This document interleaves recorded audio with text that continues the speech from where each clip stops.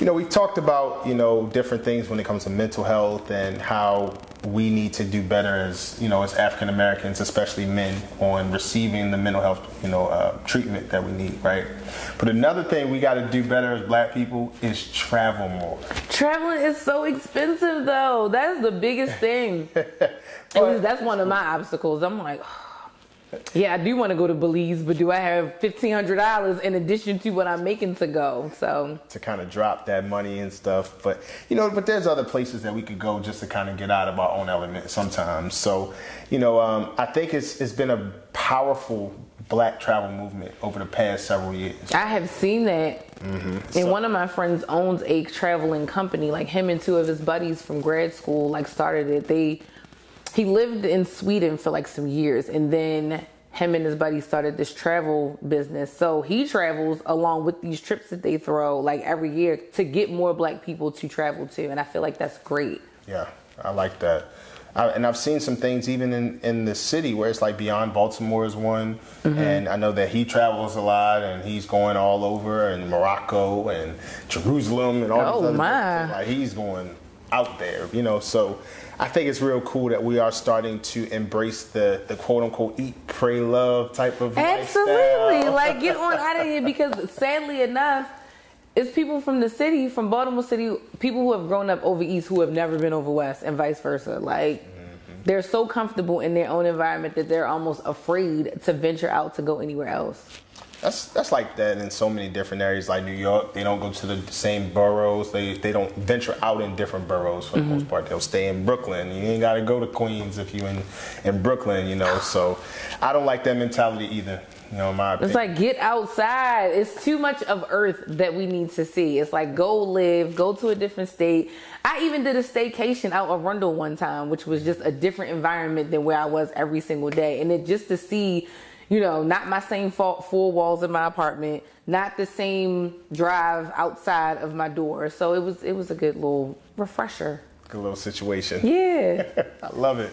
So when you do travel, what are some things that you love about traveling? I like the excursions. When I was in Jamaica, I climbed the waterfall, Dunn's River Falls. I did the ATVs. I think they call them dune buggies. Mm. But there was even a cooking class that I took to make jerk chicken. Mm. It's just so many different things that you learn. I went on a tour of the island to learn about different things that originate there. All of this different stuff. Just do as much as I can. And also I went off of the resort to go and sit with the locals and stuff. And just, because you don't have to be afraid of them. They're people and human just like me and you. Yeah. Yeah, and they're good people. You learn a lot of wisdom from the locals. For sure. Yeah, those are some good things. And when I travel, I love the same thing. I love to talk to the locals, get a bit of the culture, sniff the culture, be able to do some of the things like the dune buggy. Right, and it's just different from what you're used to. Even other states have other mentalities besides just Baltimore. You talk to somebody who's from Texas, Miami, California, is so different from being from Baltimore or Maryland in general. So yeah, because Maryland's a whole vibe, but then there's so many other places, vibes. and things are just different for us. When Texas got that snow, it's what do you mean y'all don't know how to handle that? But their houses aren't built with the insulation that are built with that our houses are built with, because we're used to handling that kind of weather. So listen, you just gave me nightmares. I'm so sorry. So my experience in that was absolutely horrendous. Oh my gosh. So, but it's a difference of situation. Y'all have higher temperatures, and y'all don't get as harsh weather. So I didn't even know that the houses were built differently, because I'm thinking, well, being that I've born and raised where there's a winter, I'm thinking that we all have insulated walls and, the roofs can handle heavy snow falling on it. But I didn't know that it was like that. I lost my water for a whole week. Oh my God. Lost water, didn't lose power, but lost water, and it was just atrocious. I bet. It was bad. But at least I think, looking back at it, I would have rather have had lost water than lost power. Absolutely. Because you can go get water, but power is just you have nothing. Nothing. You cold, you don't have any light. Yeah, it was bad. Yeah. But we survived it. So well, that's good. It's definitely a good situation. All right, I'm going to scroll down and then get you fast. All right. So, because you take care of so many people, not only in your career, but then you take care of your son and then the things that you're doing in the community, right? What does self-care look like for you? Self-care for me, I journal, I read, I definitely go get my pedicures. When I'm really in my bag, I go get a massage. Getting my hair done is therapeutic. Normally in the summer months, I get my nails done April to October, and then you let your cuticles breathe during the winter. So like all of that, it's like anything to make me calm, to, you know, just have that time with myself. I spend time with God. That's still a big thing for me, because not only do I have like my sermon notebook, I have a separate journal where I talk to God only, and like that's important for me. Quiet time, like no social media, nobody I'm talking to, nothing, just me. Just sitting with my own thoughts, or no thoughts at all, in the dark. And it's just like, all right, I'm gonna have this designated quiet time, because sometimes it can be too much. Life be lifing. Yeah, I agree. One thing that you said that stuck out just now was just how you have two separate journals. You have your sermon notes, and then you have like your actual conversations with God. And I think that's really, really dope, because when you think about faith and when you think about just your overall spiritual walk, sometimes, because we can't see God, our faith can get shaken sometimes. It can get shaken. And matter of fact, when I use that book a lot for, if I'm feeling down and out, I literally I'll write down 10 things I'm grateful for. Like, instead of beating myself up about what I don't have or what I haven't accomplished yet, it's like, let me really think about the things that are going well. What has God blessed me with that I'm not seeing, and stop being in this like dark space and act like I'm not blessed. Yeah, I like that. I know it's hard for me too. At times, you know, my faith is shaking, because I'm like, Lord, what's going on, here? Right? What's happening? But, you know, throughout the past couple of years with this pandemic and things like that, I've really taken my relationship with God to another level. That's really good. I appreciate that, you know, and it's really been a lot about the relationship aspect, and not really looking at how we did things, you know, growing up when it came to rituals at church and things like that, which is, you still need those elements. Yeah, and tradition is okay, but, you know, creating your own path is good too. Absolutely. Absolutely. I agree with you on that. All right, so you ready for In the Chair? In the Chair. All right. Okay. It's about to be dope. All right. Let me scroll down, get you here, and then cool. All right. All right. You can't look at him. All right, so, you ready for In the Chair? Hold on, let me cut this off, because I had a... No, you straight. Like an alarm that went off at 5:40. And my phone was vibrating, so it's all good. I just didn't want it to go up, because I had the obnoxious alarm to wake me up, like, to literally scare me out my sleep, because I sleep hard, so... Nah, it's all good. We about to be done. So, okay. So, we doing good on time, about 5:39, so... All right.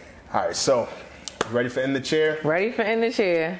All right. So, to the rest of our viewers and our listeners, we are now in the chair.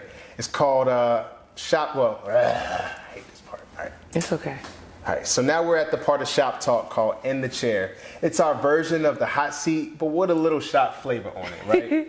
So, In the Chair allows us to learn a little bit about our guest and have a little fun at the same time. So what I'm going to do is I'm going to ask you a series about maybe 8 questions. You have about 45 seconds to answer all 8 questions. Okay. So it's quick. Okay. Right? No right or wrong answer. We just want to know a little bit about you. Okay. All right. So let's do it. Method Man or Idris Elba? Method Man. Okay. What is something that makes you uncomfortable, the first thing? I can't even think about it. Being stared at. Being stared at. Okay. No, see, and being tall and like having natural hair, I get it a lot. So yeah. Yeah. Okay. All right. So being stared at. What's your favorite hobby right now? Going to brunches. Because food is everything. Okay. And so many different ones around the city. It's quick. Remember? So yeah. You ready? Go ahead. All right. So let's do that one again. What's your favorite hobby right now? Going to different brunches. All right. Would you rather go to a concert or a comedy show? Concert. Okay. What is something that men say that make women angry? Their explanation of why they chose white women instead. Okay. All right. Skydiving or scuba diving? Scuba diving. Me too. Your man in a suit or gray sweatpants? Suit.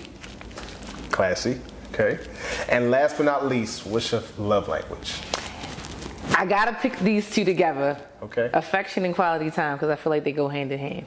So physical touch and quality Physical time? touch, yeah. Okay. Physical touch and quality time. All right, so physical touch and quality time. Okay, all right.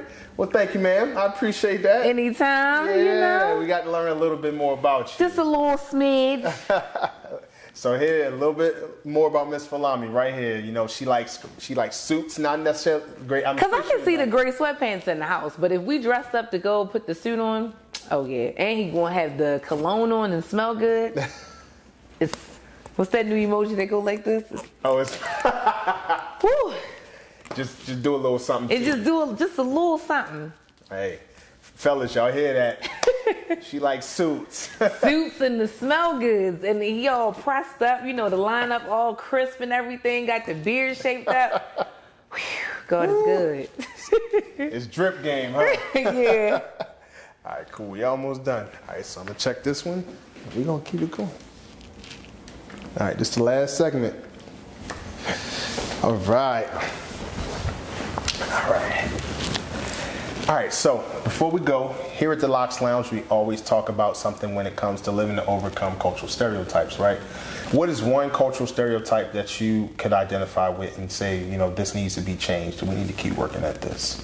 I feel like the cultural stereotype of the angry black woman, because during the confirmation hearings for Judge Ketanji Brown Jackson, and even when Kamala Harris was doing her debates for becoming vice president, they talked about, you saw all of these posts about the restraints that we have to have and the calm ways we have to keep ourselves, the calm ways we have to keep our facial expressions, our expressionless on our face. Yeah. So I feel like that's something that really needs to change. And me, being a black woman, being in corporate America, I can't talk with my hands. I can't articulate I can't speak relaxed in that environment. I have to always enunciate my words and make sure I'm using good diction and semantics, all of that kind of stuff. And I feel like it's not fair because in our social relaxed settings, we get to, let our hair down, we get to speak Ebonics, we get to be who we are.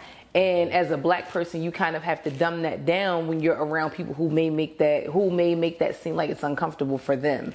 And it's like, for me, I'm tall, I have big hands, I have a big booming voice. Like, all of this has to be toned down. Like, had this been at work, I'd have been sitting here like this and trying to keep my composure and keep it together. And I feel like that's not fair because you're giving a fraction of who you are. And for me, I don't like that. I always consider myself like fruit punch concentrate, like heavy, thick, dense, strong. So it's like, yeah, like I don't like that part of it. Yeah, I agree. I don't like necessarily where we have to dumb down who we are, because like even with you, like you say, men are the most powerful creatures on the face of the earth. Right there is women. Right there. Yep, right up behind us. So right behind you. I mean. So it's cool to be who you are, brash, loud, those types of things, and it should be accepted into the workplace. But unfortunately, it's like if you're a little bit loud, you're known as the angry black woman, and that's not even fair. It's not fair. Yeah, I agree. They tried to roast Ketanji Brown and they tried to roast Kamala Harris. They did, but it didn't work.